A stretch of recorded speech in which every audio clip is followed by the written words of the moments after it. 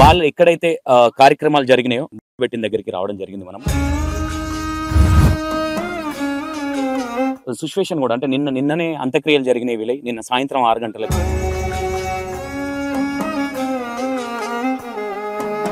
అంటే ఒక ఇంట్లో ముగ్గురు పోతే ఆ ఇంట్లో పరిస్థితి ఏ విధంగా ఉంటుందో ఒకసారి ఆలోచించాలి. ఎందుకంటే కనీసం వాళ్ళ ఇంటి దగ్గరికి వెళ్తే వాళ్ళు మాట్లాడే పరిస్థితుల్లో కూడా లేరు. ఇది చూడండి, చూస్తే ఏ విధంగా ఉందో ఈ బుర్జా. ఇక్కడ కనీసం జెసిప్ వచ్చింది ఇక్కడికి తీయడానికి, నడవడానికి కూడా చాలా ఇబ్బందిగా ఉంది. ఎందుకంటే ఇప్పుడు ఈ టిప్పర్ అనేది ఇక్కడ తగలకపోతే ఈ 20 మంది కుటుంబాలు ఒక ఇంట్లో చిన్న బేబీ పిల్లలు డాన్స్ చేయడం కావచ్చు, వాళ్ళ ఎంజాయ్మెంట్ కావచ్చు, అంటే వాళ్ళు అంటే ఆ ముచ్చట అంటే మ్యారేజ్ అయిన ముచ్చట తీరక ముందుకే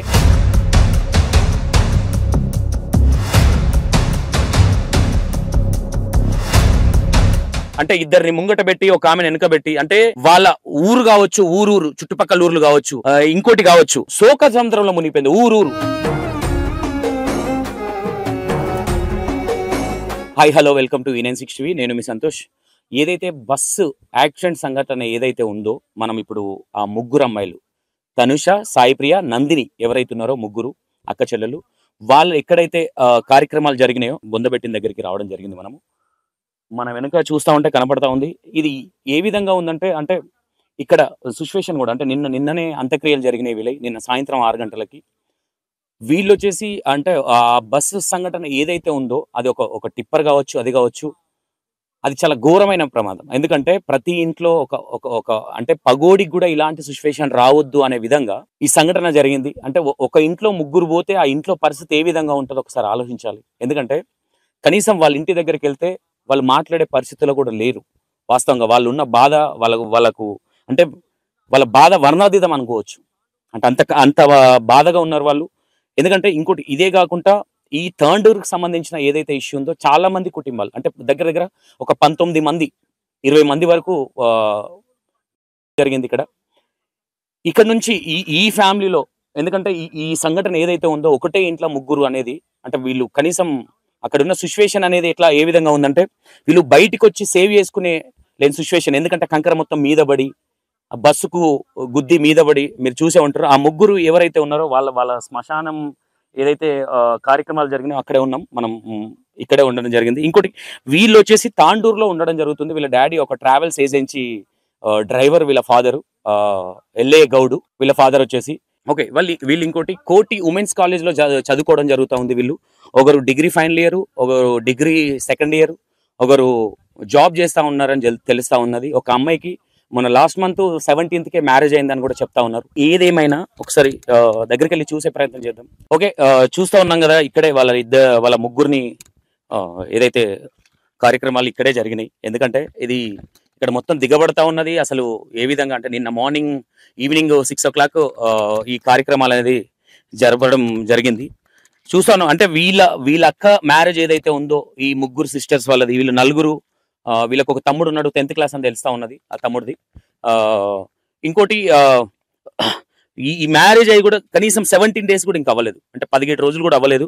వీళ్ళు మ్యారేజ్ లో చేసిన హంగామా కావచ్చు, ఊరు వాళ్ళందరూ ఊరు మాట్లాడుకుంది. అంటే చూడ చక్కగా ఉన్నారు పిల్లలు, ఎంత ముద్దుగా ఉన్నారు, ఎంత మంచి పిల్లలు అనే విధంగా. ఎందుకంటే వీళ్ళు వికారాబాద్ లో ఉంటారు, వీళ్ళు ఇక్కడ ఉంటారు కాబట్టి ఊర్లోనే పెళ్లి చేయడం జరిగింది తాండూరులో. అండ్ వీళ్ళు ఉండేది తాండూరులో, వీళ్ళ పెళ్ళి అయింది ఇక్కడ మన వీళ్ళ ఓన్ విలేజ్ లో మ్యారేజ్ అయింది వీళ్ళది.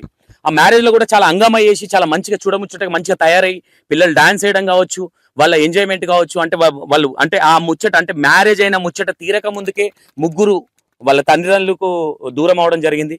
దీన్ని ఏ విధంగా అంటే ఇప్పుడు ప్రభుత్వాలు కావచ్చు, ఇంకోటి కావచ్చు, ఇప్పుడు రాగానే వీళ్ళ మీద వీళ్ళు బురదలుకునే ప్రయత్నాలు చేస్తూ ఉన్నారు. కానీ ఎవరు కానీ అంటే ఏదైనా సంఘటన జరిగితే ఆ సంఘటన జరగగానే వస్తూ ఉంటే చూస్తూ ఉన్నాం, ఆ రోడ్లు చాలా దరిద్రంగా ఉన్నాయి. ఓపెన్ గా చెప్తా ఉన్నాము. ఆ ఏదైతే సంఘటన జరిగిన రూట్ ఏదైతే ఉందో ఆ రూట్ లో మేము వస్తూ ఉంటాం వికారాబాద్ కి, చాలా దరిద్రంగా ఉన్నాయి రూటు. ఇప్పుడు అంటే ఏదైనా ఇష్యూ కాగానే సంకలు గుద్దుకున్నట్టుగా పోలీసు వాళ్ళని పెట్టి లేదంటే మట్టేసి సైడ్లను ఇప్పుడు సెట్ చేస్తా ఉన్నారు. నేనేమంటా ఉంటానంటే ప్రాబ్లం జరగక ముందుకు ఇలాంటి జాగ్రత్తలు ఉండాలి. అక్కడ ఉన్న ఎమ్మెల్యే కావచ్చు, లేదంటే ఇంకోటి కావచ్చు. అంటే వీళ్ళది ఏమైపోయిందంటే ఆ కేసీఆర్ ఉన్నప్పుడు ఏం చేయలేదు, అంటే 2 సంవత్సరాలైనాక మీరేం చేసిరనే క్వశ్చన్లు క్వశ్చన్లు కూడా వస్తూ ఉంటాయి ఇక్కడికి. ఎందుకు ఈ మాట చెప్తా ఉన్నానంటే, ఒకరి మీద ఒకరు ఏదైనా ఇష్యూ జరగగానే భుజాలు ఎక్కునే ప్రయత్నం చేస్తా ఉన్నారు కానీ ఆ ఏదైతే ప్రాబ్లం ఉందో ఆ ప్రాబ్లం ఎలా సాల్వ్ చేయాలి, ఆ ప్రాబ్లం రాకుంటే ఎలా చేయాలి అనే విధంగా అయితే ముందుకు వెళ్ళట్లేదు. ఎందుకంటే కాంగ్రెస్ ప్రభుత్వం మీద టీఆర్ఎస్ ప్రభుత్వం బురదల్లే ప్రయత్నం చేస్తా ఉంది, బీఆర్ఎస్ ప్రభుత్వం మీద కాంగ్రెస్ ప్రభుత్వం బురదల్లే ప్రయత్నం చేస్తా ఉంది. ఆయన ఏం చేసిండు, ఈయన ఏం చేసిండు కంటే ఎవరున్నారో వాళ్ళు చేస్తే ప్రయత్నం చేస్తే బాగుంటుంది అనేది మా ఇంటెన్షన్. ఆ తల్లిదండ్రులకి మనం ఈ బిడ్డల్ని తిరిగి ఇవ్వలేము. ఎందుకంటే ఏ ఇంట్లో ఇలాంటి సంఘటన జరగకూడదు. చాలా బాధాకరమైన విషయం. ఎందుకంటే వాళ్ళను కనీసం కదిలిస్తే కుమిలి కుమిలి కుమిలి ఏడుస్తా ఉన్నారు. వాళ్ళని కదిలిస్తే కూడా మనం కదిలేని పరిస్థితి. ఎందుకంటే వాళ్ళంత బాధలో శోక సముద్రంలో మునిగిపోయినారు వాళ్ళు. ఓకే, ఇంకోటి ఇక్కడ మీరు చూస్తూ ఉండండి. ఎందుకంటే వీళ్ళని పెట్టే విధానం కూడా వీళ్ళని అంటే ఇద్దరిని ముంగట పెట్టి ఒక ఆమెను వెనుకబెట్టి, అంటే వాళ్ళ ఊరు కావచ్చు, ఊరూరు చుట్టుపక్కల ఊర్లు కావచ్చు, ఇంకోటి కావచ్చు, శోక సముద్రంలో మునిగిపోయింది ఊరూరు మొత్తం. అంటే ఒక బాధలో ఉండిపోయారు మొత్తం ఊరు మొత్తం. ఈ ఎవరైతే ఉన్నారో ఈమె పెద్ద ఆమె, వాళ్ళిద్దరు చిన్నవాళ్ళు. ఈ పిల్లలు కనీసం ఇప్పుడు హాస్టల్కి ఏదైతే వెళ్తా ఉన్నారో, కాలేజ్ కని వీళ్ళు వెళ్తా ఉన్నారు, ఆ కంకర పడ్డ తర్వాత, బోర్ల పడ్డ తర్వాత కూడా సాయం చేసే నాదుడు లేదు. జెసిప్లు వస్తాయో మమ్మల్ని బయటికి తీస్తారేమో అని ఒక దాంట్లో ఉండిపోయినారు వాళ్ళు. అంటే ఏదైనా సరే ఒకటి గుర్తుపెట్టుకోండి, అంటే మార్నింగ్ 6:20కి ఇక్కడ నుంచి వికారాబాద్ నుంచి అంటే తాండూరు నుంచి బయలుదేరితే అక్కడికి వచ్చేసరికి 9:30కి ఈ సంఘటన జరిగింది. 9:30కి ఎర్లీ మార్నింగ్ 9:30కి ఈ సంఘటన జరిగింది.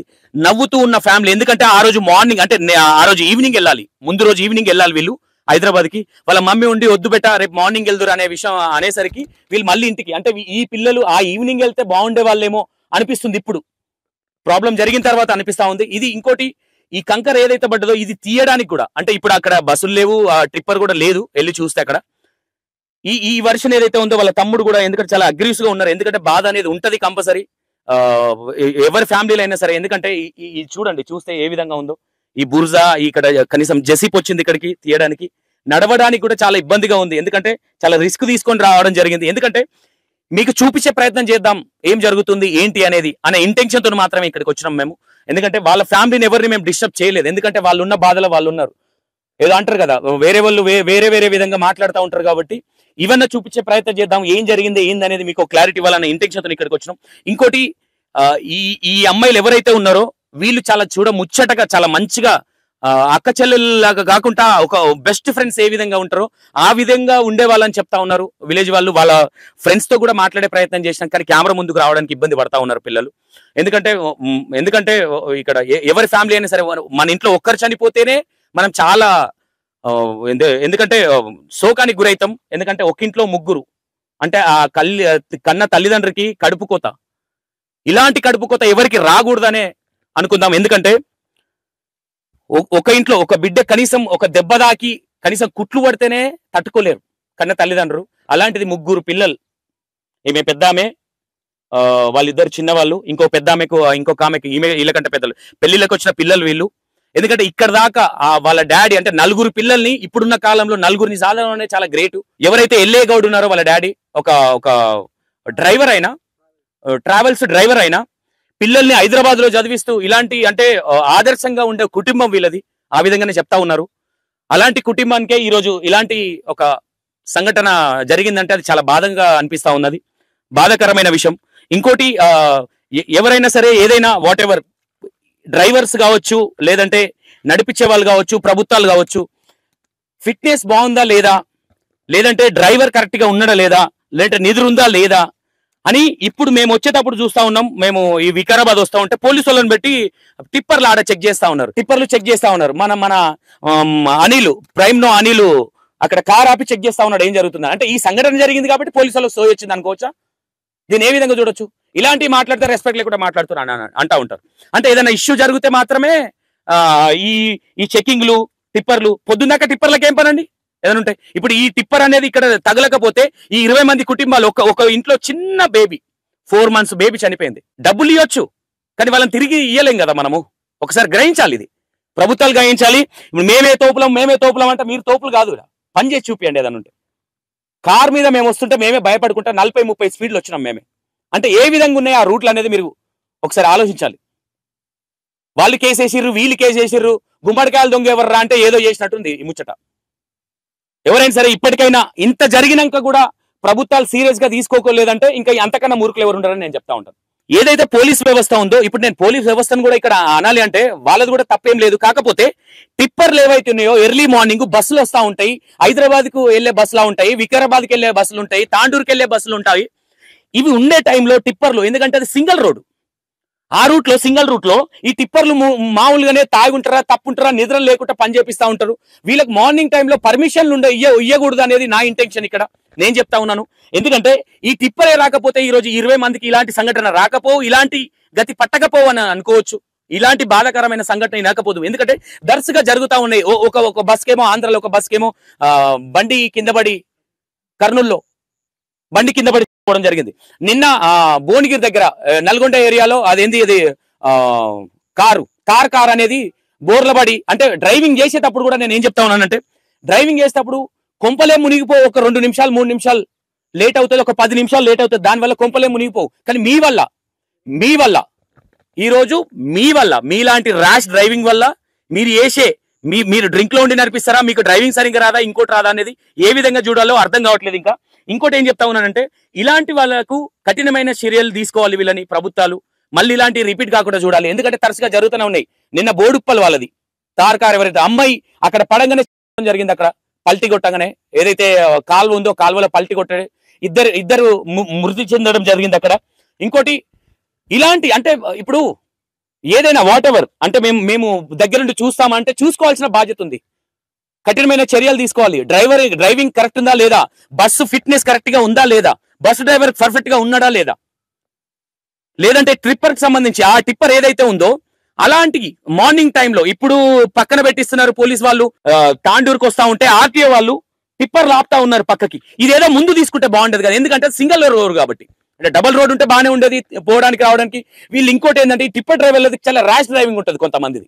ఇలాంటి వాళ్ళని, ఎందుకంటే ఆ టిప్పర్ లో కూడా వాళ్ళ ఓనర్ కూడా ఉండడం జరిగిందని వింటా ఉన్నాము. మరి అప్పుడే వాళ్ళ ఓనరే తీసుకొచ్చిండు.